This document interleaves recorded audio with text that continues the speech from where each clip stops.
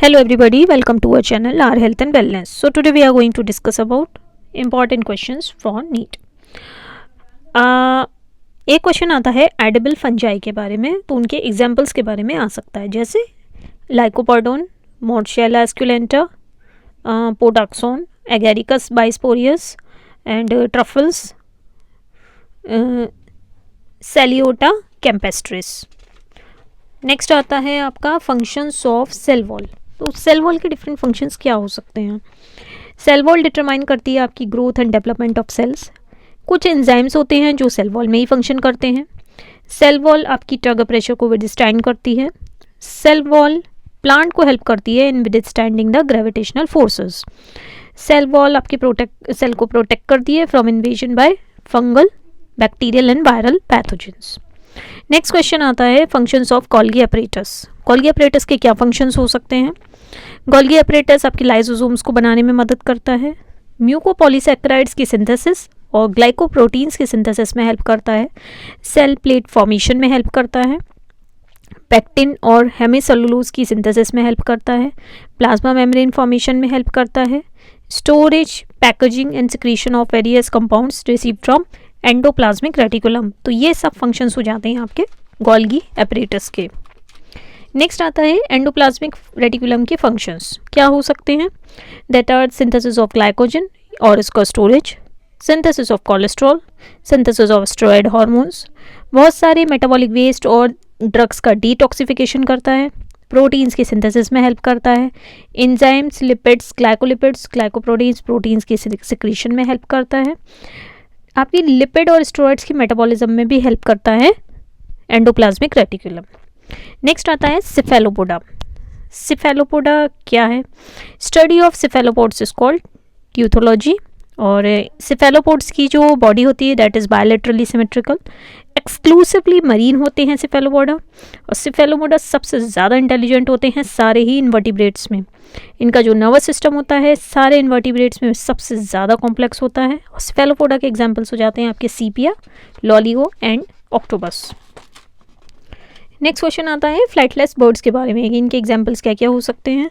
One is emperor penguin, ककापो, ड्रोमेयस जिसको हम ammo भी बोलते हैं, रिया, एप्टेरिक्स जिसको कीवी भी बोलते हैं, Casuarius that is also called as cassowary, Dromaius जिसको एमो भी बोलते हैं, स्ट्रूथियो जैसे ऑस्ट्रिच भी बोलते हैं.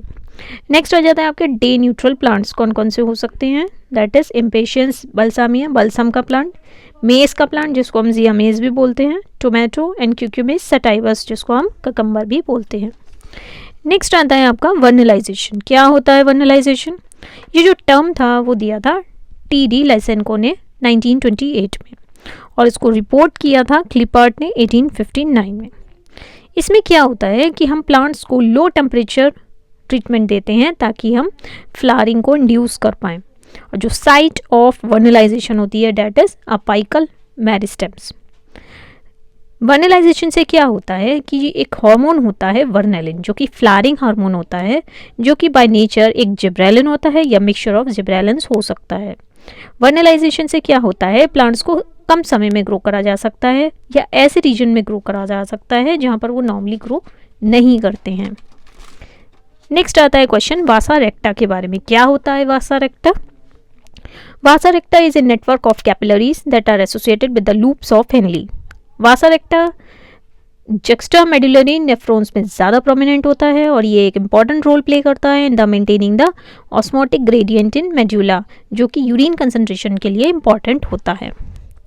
नेक्स्ट क्वेश्चन आता है क्लासिफिकेशन ऑफ हार्मोन से. क्वेश्चन आ जाता है, अक्सर पूछा जाता है, जैसे बाय नेचर कौन सा हार्मोन बाय नेचर क्या है. प्रोटीन है, अमीनो एसिड है, पॉलीपेप्टाइड है या स्टेरॉइड है. तो इस तरह से क्वेश्चन आ जाता है. जैसे स्टेरॉइड्स के एग्जांपल जो ऐसा हार्मोन जो कि स्टेरॉइड है that is estradiol, progesterone, cortisol and testosterone. Next आता है आपका आइडोथायरोनिन्स जो कि थायराइड हार्मोन्स होते हैं. अमाइनो एसिड डेरिवेटिव्स हो जाते हैं जिसका एग्जांपल हो जाता है आपका epinephrine. And polypeptide protein hormones कौन से हो सकते हैं. Insulin, glucagon, pituitary hormones and hypothalamic hormones. Next question आता है आपके नंबर ऑफ कार्बन एटम्स, अलग अलग कंपाउंड्स में कार्बन एटम्स का नंबर क्या हो सकता है। जैसे सिट्रिक एसिड जो कि एक 6 कार्बन कंपाउंड है, अल्फा कीटोग्लूटराइक एसिड की बात करेंगे तो ये 5 कार्बन कंपाउंड है, मैलिक एसिड एक 4 कार्बन कंपाउंड है, पायरुवेट एक 3 कार्बन कंपाउंड है एंड एसिटिल कोएंजाइम एक 2 कार्बन कंपाउंड है। नेक्स्ट क्वेश्चन आता है स्फिंक्टर्स, कौन सा स्फिंक्टर कहाँ पर लोकेटेड है, इसके बारे में क्वेश्चन आ सकता है। जैसे पायलोरिक स्फिंक्टर की बात करें तो ये स्टोमक और डिओडेनम के बीच में होता है। कार्डियक स्फिंक्टर की बात करेंगे इसोफेगस एंड स्टोमक के बीच में होता है। इसी तरह से एक स्फिंक्टर होता है स्फिंक्टर ऑफ ओडाई जो कि ओपनिंग होती है हिपैटो पैनक्रियाटिक डक्ट की डिओडेनम में। नेक्स्ट आता है इलियोसिकल स्फिंक्टर जो कि इलियम और सीकम के बीच में होता है। एक स्फिंक्टर होता है स्फिंक्टर ऑफ एनिंटेरस जो कि terminal part of alimentary canal में लाई करता है। इसी तरह से अलग अलग एनिमल्स में किस तरह का सर्कुलेशन होता है इस बारे में क्वेश्चन आ सकता है। जैसे फिशेस की बात करें सिंगल सर्कुलेशन होता है, एम्फीबियंस एंड रिप्टाइल्स की बात करेंगे इनकम्प्लीट डबल सर्कुलेशन होता है और बर्ड्स और मैमल्स में डबल सर्कुलेशन होता है। नेक्स्ट आता है प्रोलाइन, प्रोलाइन क्या है, अमाइनो एसिड है। क्या फंक्शंस होते हैं इसके, it helps in the repairing of tissues, collagen की फॉर्मेशन में हेल्प करता है और जो हमारी आर्टरीज़ हैं उनकी थिकनिंग और हार्डनिंग को होने से बचाता है, स्किन के रीजनरेशन में हेल्प करता है। नेक्स्ट आता है question symptoms of deficiency of amino acids, amino acid की डेफिशिएंसी के क्या सिम्टम्स हो सकते हैं। तो सबसे पहले आ जाता है एनीमिया, एडीमा, डिप्रेशन, इंसोम्निया यानी lack of sleep, loss of appetite भूख न लगना, डायरिया, स्किन और हेयर रिलेटेड इश्यूज हो सकते हैं, हेडेक हो सकता है, वीकनेस हो सकती है, फटीग हो सकता है, इरिटेबिलिटी या फिर हाइपोग्लाइसीमिया हो सकता है। नेक्स्ट आता है टायरोसिन, अब टायरोसिन के क्या फंक्शंस हो सकते हैं। Tyrosine helps in the production of thyroid hormones, ये आपके डोपामिन, नॉरएपिनेफ्रिन और एपिनेफ्रिन की सिंथेसिस में हेल्प करता है, मेलानिन की सिंथेसिस में हेल्प करता है।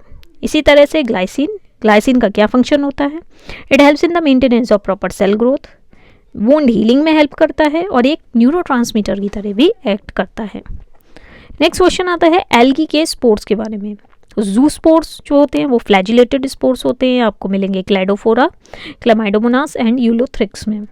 एप्लानोस्पोर्स की बात करेंगे नॉन मोटाइल होते हैं जो कि स्पाइरोगाइरा में मिलेंगे एंड हिप्नोस्पोर्स जो कि थिक वॉल्ड स्पोर्स होते हैं और ये आपको मिलेंगे वाउचेरिया में। नेक्स्ट क्वेश्चन आता है थैलस कैरेक्टरिस्टिक्स इन एल्गी। जैसे मोटाइल थैलस जो मेन बॉडी होती है एल्गी की दैट इज थैलस, अब किस तरह का हो सकता है उसके कैरेक्टरिस्टिक के बारे में बात करते हैं।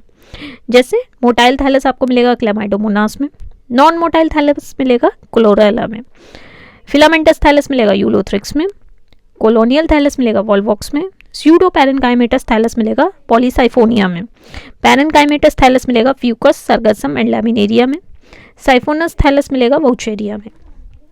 नेक्स्ट आता है टेरिडोफाइट्स का क्लासिफिकेशन।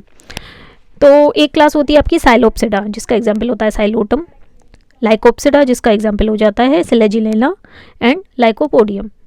एक क्लास होती है आपकी स्फेनोप्सिडा जिसका एग्जाम्पल हो जाता है इक्विसेटम जिसको हॉर्सटेल भी बोलते हैं। और नेक्स्ट क्लास हो जाती है आपकी टेरोप्सिडा जिसके एग्जाम्पल्स हो जाते हैं Dryopteris, Pteris, Nephrolepis and Adiantum.